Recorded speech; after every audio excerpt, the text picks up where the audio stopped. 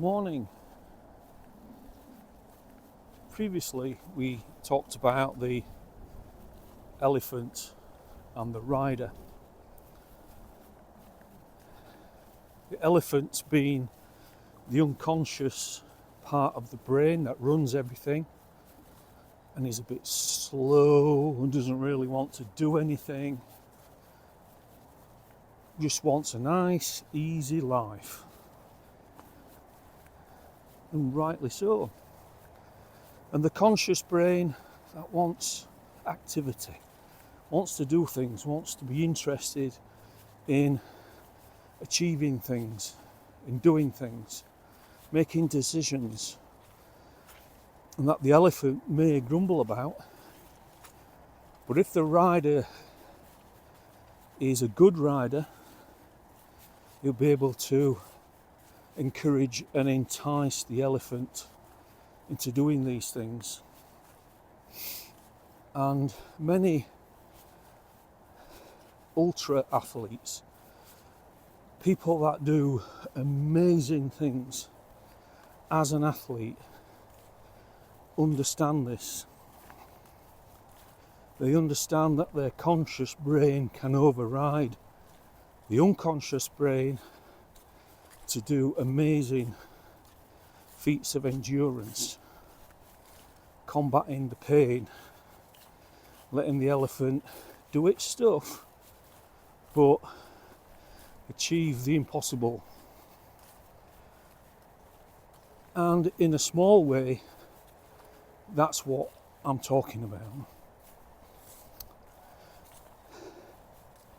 I brought an umbrella with me today because it's windy, I've got showers blowing in, and it's a bit cold. Now, the elephant would want to stay at home because that's the smart thing to do on such a day. But the rider wants to get out. So get out in the fresh air and get that dopamine hit for the day. And we're in the countryside. I live in the countryside, sort of, on the edges of Sheffield in a nice little village. And yeah, got some nice views. And I've brought the umbrella as a metaphor because we can use it to shield ourselves. We use the umbrella to shield ourselves from the nonsense of life.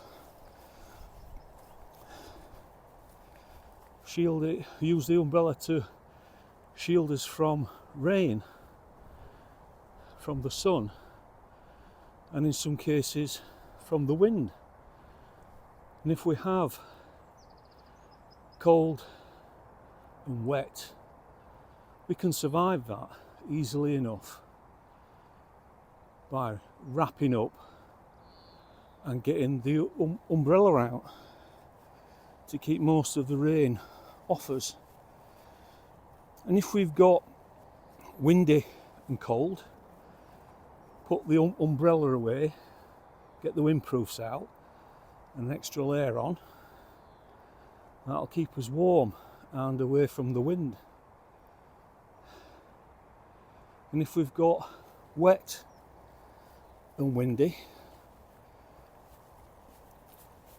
it's the same thing, keeping us shielded but not using the umbrella. So it's working out what's best for a particular thing. Now, what I did learn from an American long distance hiker called Craig Mains, known as Hawk on the Appalachian Trail, is that when he has all those three things together, cold, wet and windy, he stays in town. He finds a route to get into town, get into some accommodation, because he knows it's going to be miserable out on the hill. And occasionally he's had to take a couple of days off because of the inclement weather. I don't just mean showers like we've got today, but heavy rain, strong winds and cold. He doesn't want to be out in that. It's no fun being out in that. And he accounts for that in how many days he's going to be out there for. And again, that's a bit of a metaphor. Is that if we know things are going to be horrendous in our lives for whatever reason, whether it's people, it's a bit muddy, slipping about, if it's people or work has got on top of you, don't really know where you're heading, take time out. Take time out, do something different. Take a weekend off, get out into the hills, get away from whatever it is that's causing you an issue, and enjoy the environment, recharge, and then go back to it with a new frame of mind.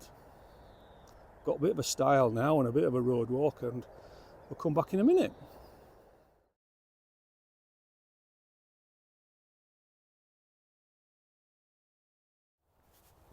This is the book I was talking about yesterday, and it's a compilation of other people's ideas that he's put together to explain what he's trying to get at. And the elephant and rider story is in that book, although it's not his original idea. I'll put a picture of the book where it comes from up now.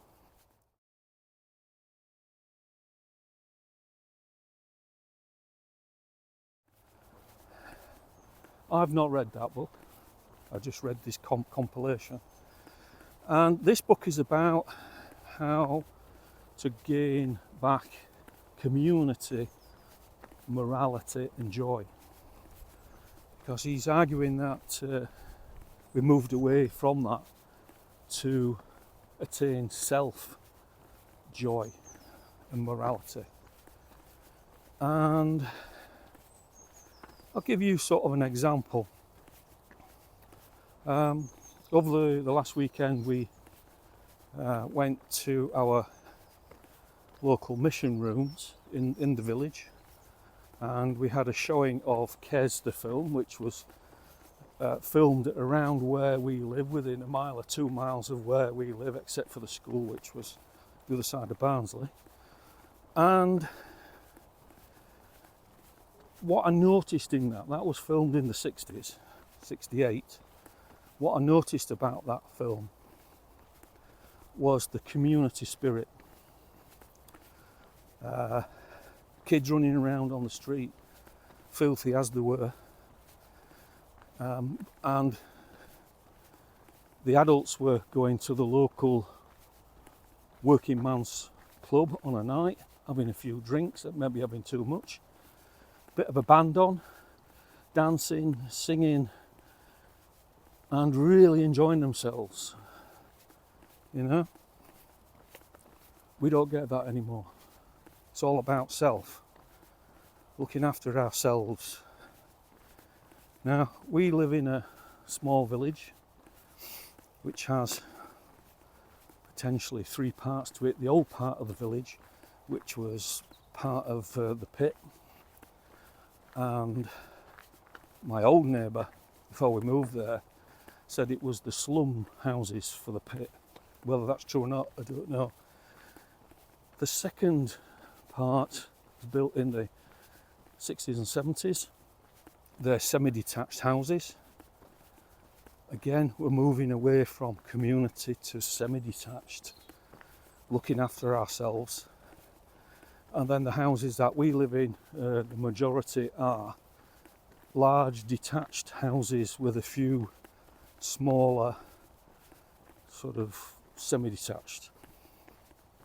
Moving away again from community spirit to self, although saying that, our village does have a good community. We have lots going on in the village which brings the community together. But if you go into a big city, Sheffield, Rotherham, Barnsley, Doncaster, wherever you live. That community spirit is more or less missing these days.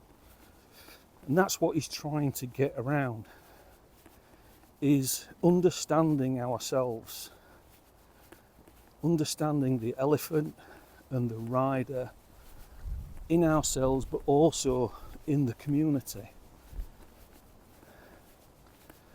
Have a read of it, see what you think. It's an interesting look from different perspectives about how we can gain back morality in our lives, because none of us are perfect. We do carry a lot of skeletons around in our cupboards, and we really need to get it back. And as I've said before, the older that I get, the more isolated and polarised I get away from community. And it's about time we got it back. Okay, until next time, happy hiking. I have another little metaphor. All around us are dark clouds.